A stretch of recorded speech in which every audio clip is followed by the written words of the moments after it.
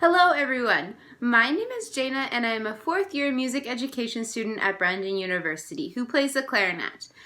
In today's video, which is designed for advanced clarinet players, so students generally in grade 11 and grade 12, we're going to cover a variety of different things. Some of the things that I'll touch on today I have explained in more depth in a previous video. So feel free to go back and look at my other videos if you feel like you need a better explanation for something. So let's get our clarinet set up and we'll start with a warm-up together. For our warm-up today, I have chosen a warm-up that is going to warm up the entire range of our instrument, right from low to high. So we're going to start on a concert E flat or clarinet F scale. And we're just going to play the scale up in quarter notes, tongued. So it'll sound like this.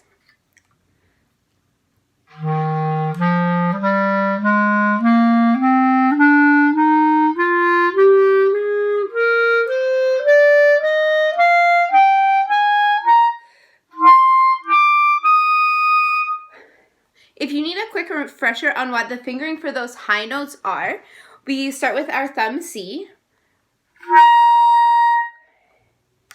and then we go to D, which is the same as a B flat fingering, with this finger lifted.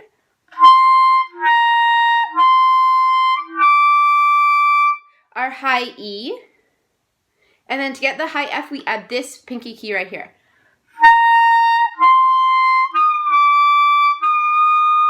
I'll play that once more for you so you can watch my fingers.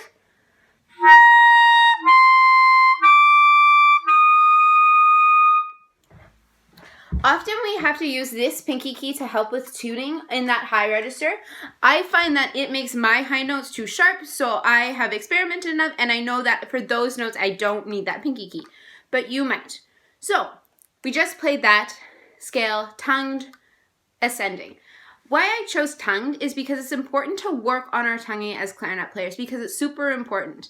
So when we're tonguing, remember to think tip of the tongue to the tip of the reed and think of your tongue as being light. Sometimes saying a two, two, two, two syllable will help with your tonguing. Also when we tongue, we want to make sure that our tongue and our fingers and our air and everything works together, which can be a very challenging thing to do and is something that we need to work on. So after you've done it up and down in quarter notes, I recommend that you do it up and down in eighth note subdivisions. So I'll just do one octave to keep it quick, but it would sound like this.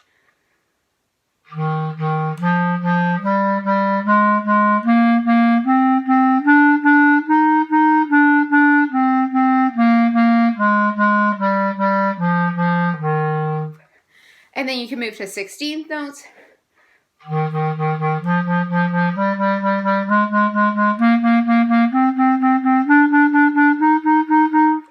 16th notes can be more challenging because your tongue needs to move faster, it needs to rebound faster, all of that. And if you want an extra challenge, try doing it in triplets.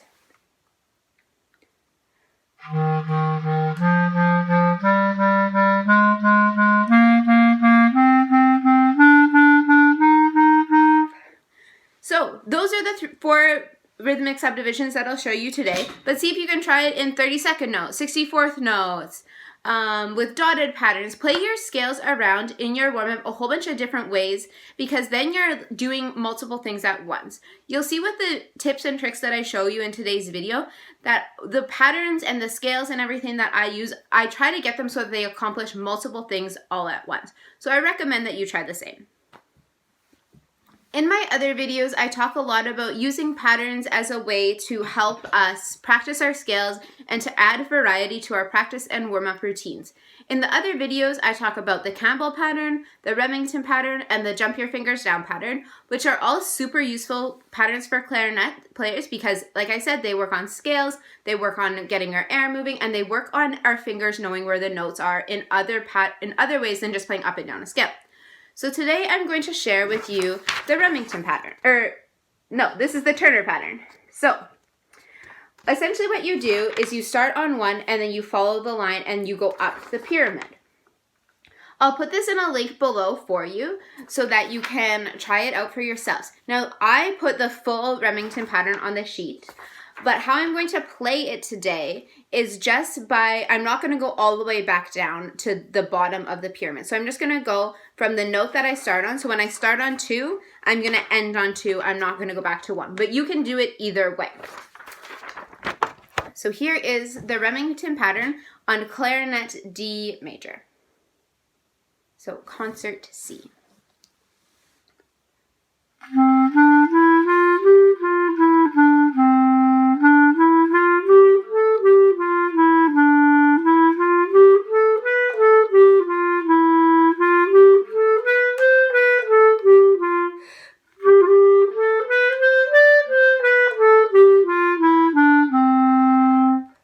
Just like that, it's a quick pattern. There's not very many notes to it, but one of the challenges with this pattern is remembering where you are in the pattern and getting it up to a very quick tempo. Another challenge in this pattern is it can be used to expand your range of a scale, because as we can see in the purple column, that we go above the octave. So in the concert C that I just did, our D major, I ended up on this E. So it also helps expand our range that way. Another way that we can vary our warm-ups and our scale practice is to play our scales in different intervals. So today we're going to work on playing scales in thirds. So what that means is that instead of playing every note, you jump notes. So we're going to do it in concert B flat or C major just because it's a new thing, but I challenge you to do it in other keys. So instead of just going C, D, E, F, we're going to go C, E, D, F, and so on and so forth. Again, I'll have this document in a link below, but here's a sample of scales in thirds in concert B flat.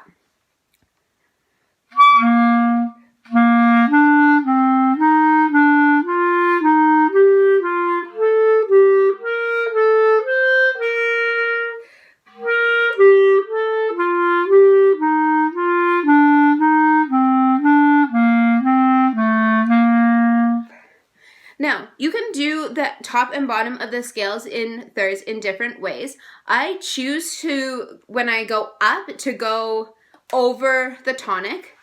And when I come down, I choose to go the note under the tonic. So the 7th and the 2nd I add into my scales in thirds, because for me, it makes my ear happy and makes them sound complete. So, like I said, I will have a scales in thirds exercise for you in a few different keys, and I recommend that you play it in those keys and also see if you can figure out what the pattern is for different keys. Now we're going to move to chromatic work and work on the chromatic scale. In Intermediate Clarinet Tips and Tricks video 2, I talk about the Remington pattern, which I recommend that you all go and check out before you do this pattern, because the Remington pattern works really well on helping your fingers memorize where they go in the chromatic scale. But hopefully you've checked that out. So now we're going to take it to the next step, and that's where we work on our chromatic scale in very small chunks. So take, for instance, a 5-note chunk starting on C, and just figure out what the fingers are. So it's C, C sharp, D, E flat, D sharp, or E. So you have those 5 notes figured out. And then set yourself up with a metronome and try to speed up how fast you do those notes. So whatever you can do it at to start with, maybe it's quarter note equals 60 beats a minute. So then you play. Got it. You've secured it. You've done it a couple times. Now turn that metronome up. So say you go to 65, which I'm not going to play because I don't know my metronome. So then you go a little bit faster. Got that much. Okay, click the metronome up again. Stuff like that. Because the chromatic scale is important to get fast because we often have chromatic passages in our music, but it can be very challenging to do. And even as a university student, I still do this practice on my chromatic scale because it is so challenging. So when you're practicing the chromatic scale, I suggest doing 5-note chunks and then add 2 5-note chunks together. Chances are when you add those 2 5-note chunks together, you're going to have to take it back down to your starting tempo, which is okay. It's a hard thing to practice, but it's a great thing to do if you have like 5 minutes before the start of band class, 5 minutes at the end of band class, or you can also be practicing your fingering through air banding when your teacher is working with someone else. So, chromatic scale, great to practice. Make sure you practice and practice in little chunks. Now we're going to move to working on articulation. You've likely noticed that as you've developed and matured as a musician and have started playing harder music, that you are required to play more articulation markings and to be able to switch between the articulation markings readily. So this activity helps us do that. So we're going to take our concert G minor scale or clarinet A minor, and we are going to play some different articulation patterns. So using that scale, we're first going to play this pattern. So it's tongue 1, slur 3. So da dia is what it will sound like. When we're playing these patterns, it's useful if you play the top note twice because then the pattern will even out. So here we go. A minor.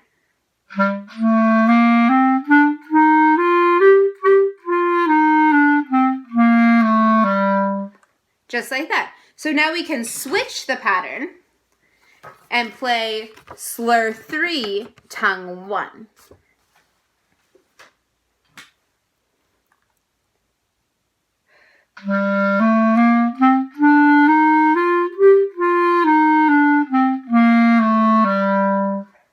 And then we can switch it again and play tongue 1, slur 2, tongue 1.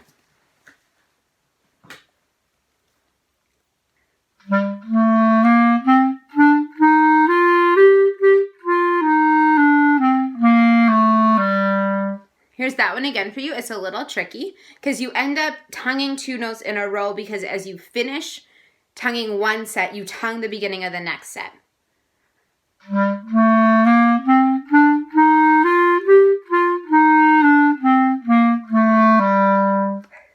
So there we go. In my intermediate video, I have a simpler version of this where instead of doing 1 and 3, we do 2 and 2.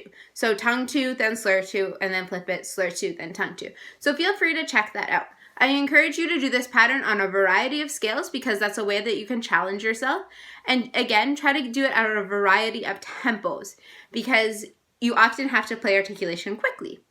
And finally, try to play it in a full range of your scale. So I just did like the middle range as a demonstration, but try to play it in the very low range, in the very high range, and see how your articulation is easier or more difficult in your different ranges. And then that'll give you great things to work on. Next, we're going to move on to dynamics. And the dynamic activity that I have for you today is also a mix of a tuning activity. So what we're going to do is we're going to take whatever note, pick a comfy note for you. I'll do a low A just for right now. And so pick that comfy note. And what you're going to do is you're going to crescendo for 4 beats and then diminuendo for 4 beats. So you'll do like your hairpin crescendos that I'm sure you've talked about in band. A great way to add a challenge to this activity is put a tuner on and see where your pitch goes as you change your dynamic level. Often we'll find that sometimes when we play soft, we'll get flat. When we play loud, we might play sharp. And in the middle, we tune somewhere in the middle. I recommend using the tonal energy tuner. It has a nice happy face. It's fun to use. I find it's a great tuner. I use it as a university student. There's lots of great things that that tuner does for you. It helps you with your tuning, obviously, but it can also serve as a drone. So say you were doing this activity and you wanted to put down like a concert B-flat drone and do it and not only tune the note, but tune to the drone. Another great activity that takes your playing to the next level. So I'll just do a quick demo of what this would sound like. I don't have my tuner on because I'm showing you guys, but I encourage you to do it with a tuner. So I'm just gonna take my A and I'll grow for 4, diminuendo for 4.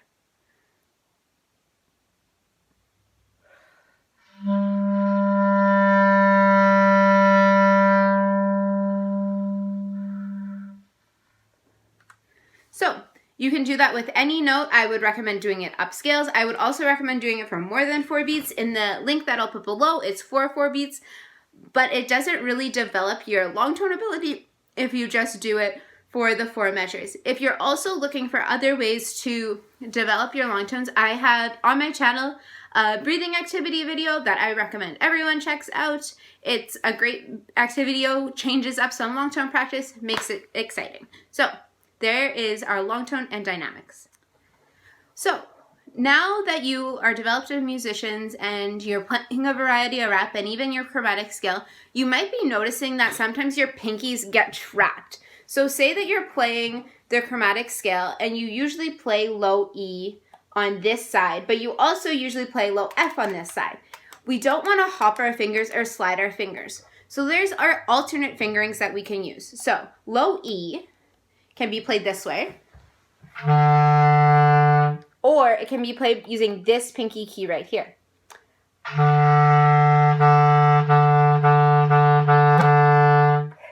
That's the same for our high or clarion B. So then our low F, our clarion C, also has the same pinky trick. So chances are you most typically play it on your right hand. But you can also use this little pinky right here to play it.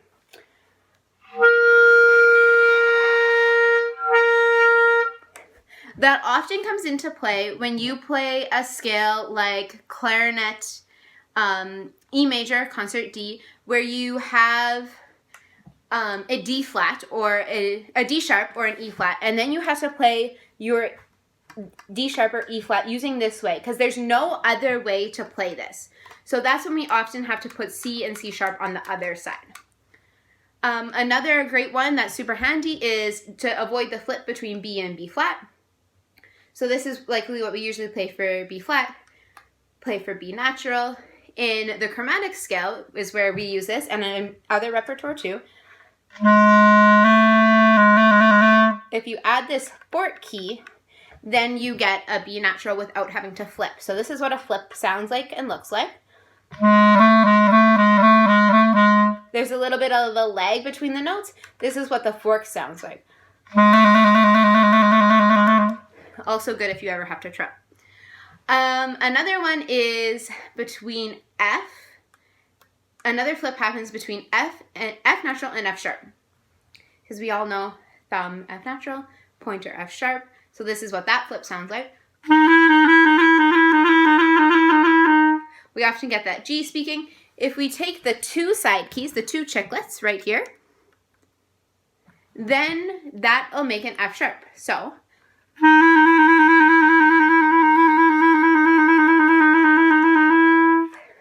another great tool. What other ones are there? C sharp, we can play two ways. We can play it here, and that's the same as our low F sharp.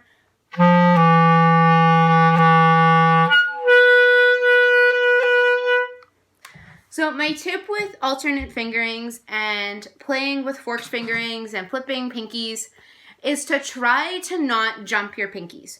So as much as you can, try to use alternate fingerings, which you should be practicing in your chromatic scale, because that's the correct fingerings for there. But it'll make your playing sound smoother, more together, and with less blips in between.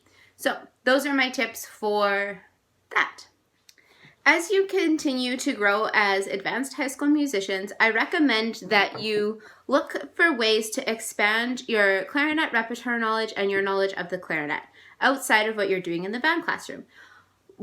Some of the ways that you can do this is by using solo work or studies. So a few of my recommendations, which I've included on a link below, but what I want to highlight is the Kretsch books. They're short little etudes. There's book 1 and book 2. I recommend starting off with book 1 because it's in the easier keys, and it works on a great amount of stylistic and rhythmic and range areas. Great book. Another one is the Rose etudes. They're etudes that are quite challenging, but if you take them in bits and pieces, you'll be able to get them. Again, they work on range, rhythm, style, all of those things that we continue to work on as musicians. As for solo pieces, I have 3 recommendations. Finzi's 5 Bagatelles, a great piece. Weber's Theme and Variations. It's a theme and variation, so you can take snippets of it and still put it together and it'll sound good. And Carl Stammett's Clarinet Concerto. When you're picking out repertoire, try to find things that has one or two challenging elements for you so that you don't get frustrated, but you are still challenged. So you might look at things like, is the rhythm challenging? Is the range challenging? Are there challenging articulations? Is it a challenging style? Is it in a meter that I'm not so comfortable with? All of those things are great when you're picking out repertoire. But I recommend when you start to only look at one or two things so that you don't get frustrated. Because if you have something that has all of the challenges in it, chances are it'll be too hard, you'll get frustrated, and it won't be fun anymore. And what's most important about picking solo repertoire and playing music is that it's fun. So even with the challenge, I want you to still make sure that you're having fun. So, like I said, I'll put a link of some more suggestions below. Check them out, see what you can find. Alright, so we have come to the end of our video lesson for today, and if you've watched any of my other videos, you know that I usually end with playing a piece, which I will do today. I'll be playing the Sonata for Clarinet and Piano by Saint-Saëns. Even though it's for clarinet and piano, it's a great one that you can work on by yourself, and then if you ever have the chance to put it with piano, great. If not, it's still beautiful on its own. Before I close off for today, I want to remind you to please check out the other videos in this series, as well as other videos on my channel. I have some great breathing videos. I'll be posting rhythmic work on there, melodic echoes, so other great practice strategies and things that you can do to improve your playing. So thanks for tuning in and making music with me. Here is the Saint-Saëns Sonata for Clarinet and Piano. I should have mentioned before that I'll just be playing a snippet of this piece for you, but I hope you check it out and learn to play it all yourself.